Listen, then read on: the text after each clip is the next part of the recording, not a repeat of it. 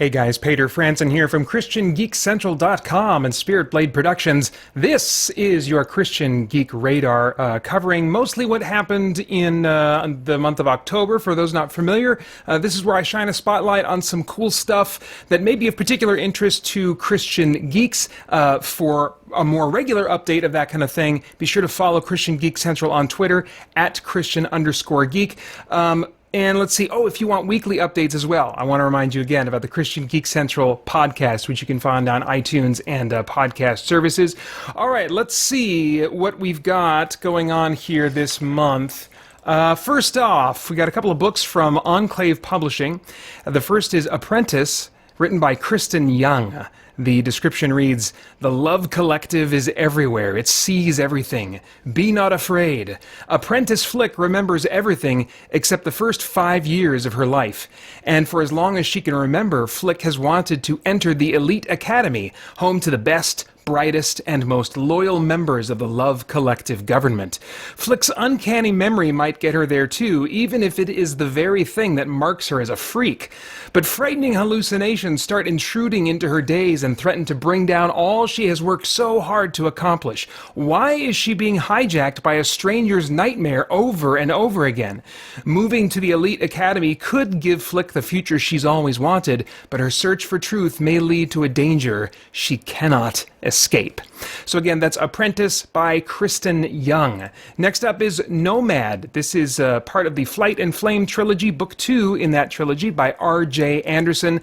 The description for Nomad reads, "Cast into exile, she must return to free her people. Banished from her underground home by Bettany, the queen of the Cornish Piskies, young Ivy sets out to forge a new life for herself in the world above. But a deadly threat lingers in the mine, and Ivy cannot bear to see her people suffer while Bettany refuses to believe. Somehow she must convince the queen to let them go. Her mission only becomes more complicated when Ivy starts to dream of the ancient battles between her ancestors and the Spriggan folk. Who is the strange boy in her visions? Could her glimpses of his past help Ivy find a new home for her fellow Piskies? To find the answers, Ivy must outfly vicious predators, outwit cunning enemies, and overcome her own greatest fears. And when evil threatens the people Ivy loves best, it will take all her courage, faith, and determination to save them." Again, that's book 2 of the Flight and Flame trilogy, titled Nomad by R.J. Anderson. More information on both of those books at enclavepublishing.com. Then we got a little bit of comic book news. Babylon Kingdom, Babylon 4 Kingdom, part of a series of Babylon comics, I believe. These are from Kingstone Comics over at kingstone.co. And the description for Babylon 4 Kingdom reads, "The book of Daniel can be very confusing to readers because of all its symbols and imagery. But within this book is a very clear understanding of what will happen in the world in future events. The prophecies of Daniel had their fulfillment in both near events and also in future world events. This comic book dives into these prophecies and also explains the 70th week of Daniel." So these Kingstone is known particularly for their Bible story adaptations into comic book format, and so they've done a ton of these, and this is just the most recent. And as I'm recording this isn't going to go up for a couple more days after I record this, but as I'm recording this, there has been a sale going on at Kingstone for a little while now, so you can check and see if that happens to be still going on. But either way, Babylon 4 Kingdom, and more information can be found at kingstone.co. Then just a little bit of board game news. There's a board game called Commissioned that's been out for a while, and they did a Kickstarter to, let's see, was this a Commissioned the Call?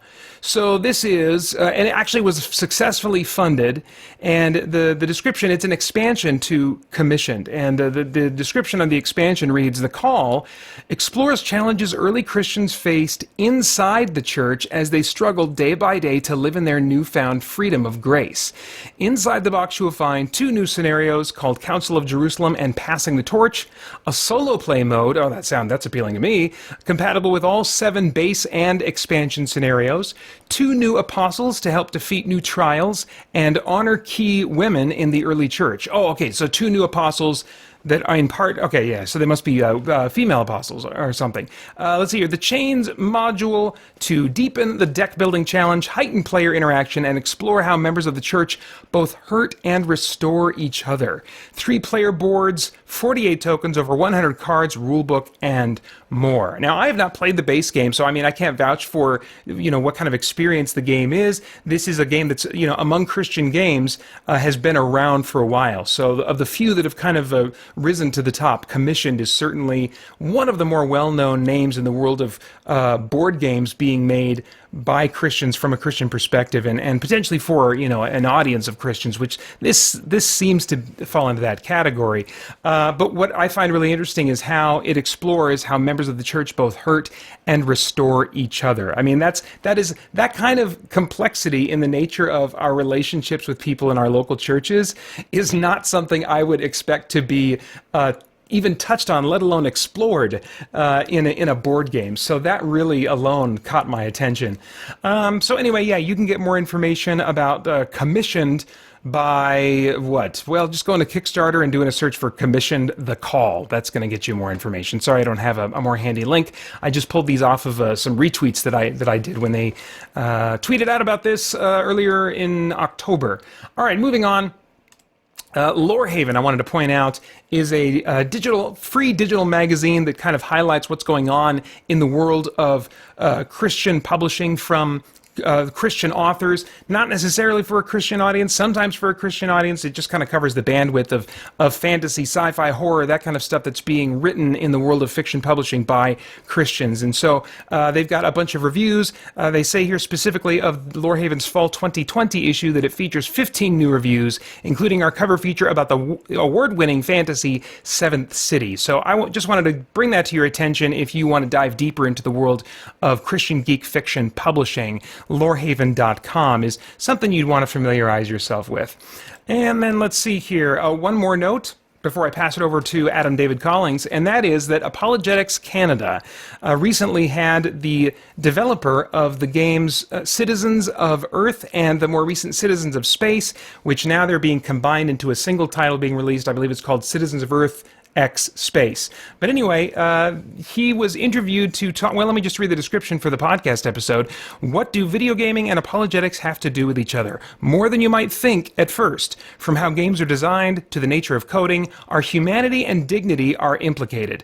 Today, Andy invited a rather unusual guest, a video game developer, to discuss how video gaming intersects with the Christian worldview and the place of humanity in the world. So if you want to just kind of be more familiar with some of the people out there that are making video games that are believers and putting them out in the mainstream market, as Citizens of Earth is really not just specifically for Christian gamers, but it's certainly influenced and grows out of the heart of a creative Christian. So this is just a way that you can kind of be in touch with what's going on there. This is actually Citizens of Earth is, again, not a game that I've played, but it's really fairly well known in the secular indie space and a respected game. So if you want to kind of know about what is going on in the realm of Christians breaking into the world of video game production, then this might be an interview that you'll want to check out from apologeticscanada.com.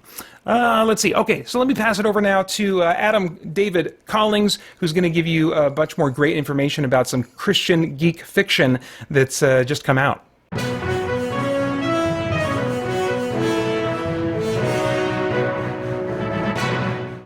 K. Michelle Mosley has released Dakara. 16-year-old Anya is torn between the way things were and the harsh realities of the present. After years of training, she was expected to become an honoured member of Elrion's elite warriors, but she couldn't have been a worse choice. Driven by mysterious visions, Anya's destiny lies elsewhere. A reckoning is coming to Elrion, and the truth will not stay hidden much longer. As the country drifts towards rebellion, Anya flees in a desperate search for safety that reveals a darkness that is spreading faster than she can run. She finds herself far from home, where something ancient and mighty is stirring. At a crossroads, Anya must choose between fighting for her people or finally being free. J.J. Johnson has released Iggy and Oz, The Soda Pop Wars, a children's superhero story. Iggy Reisner is back with another laugh-out-loud adventure. The discovery of long-forgotten soda pop machine is about to turn the neighborhood on its end. Not only does the soda taste great, it gives every kid who drinks it superpowers. When a group of high school bullies get their hands on the soda, Iggy must team up with his arch nemesis to keep the neighborhood from being ruled by tormentors. For fans of Diary of a Wimpy Kid and The Last Kids on Earth. Alan Stedham has released Jordan's Deliverance, Book 3 in the Jordan of Algorand series. Zetra has broken Onche's highest law, never intermarry or have children with another race. For this, she now faces execution. Jordan's Snowfire feels the Onche will blame the Mokhtar and seek retribution soon. Only an ancient heirloom, which contains the ultimate Onche knowledge, can save them, except it's on Earth, a world she hasn't seen in decades. What tie is there between a 1,000-year-old object and Jordan's ancestors? Could this explain why she and her mother were originally abducted and brought to Algorand? In the skies of Algorand, a final confrontation looms between the Onche and the Mokhtar, and on Earth, Jordan finds more than she could possibly have imagined. Verity Buchanan has released The Village, Serestan Book 2. Mordred Kenhelm has spent his 18 years surviving. Having shepherded his sister and brother to the distant promise of Auden, what happens when reality sets in? Can their family bond, weather old traumas, social condescension, and a tragic accident? The Village uses the setting of a small-town drama against the backdrop of a fantasy world to explore the deepest, ugliest, and most beautiful facets of human nature. What does it mean to love your neighbour? Look for the answer in The Village. Now, about a year ago, I wrote a Christmas short story set in my Jewel of the Stars universe, which I published for free on Wattpad. And you can still find it there. It's called The Christmas Star Disaster.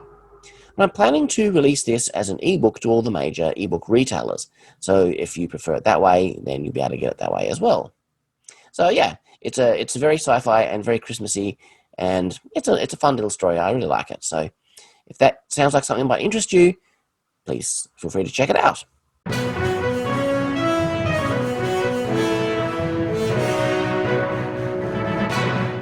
And thank you again for that, Adam. Really appreciate you every month. Guys, that was just like half of what Adam reported on this month alone. So, I mean, if you really want to get a ton more content about the world of Christian geek fiction publishing, including his new podcast, Nerdheaven, if you can check out Adam's YouTube channel, all that, you can find everything he's up to at adamdavidcollings.com. So I recommend you check that out if you'd like more.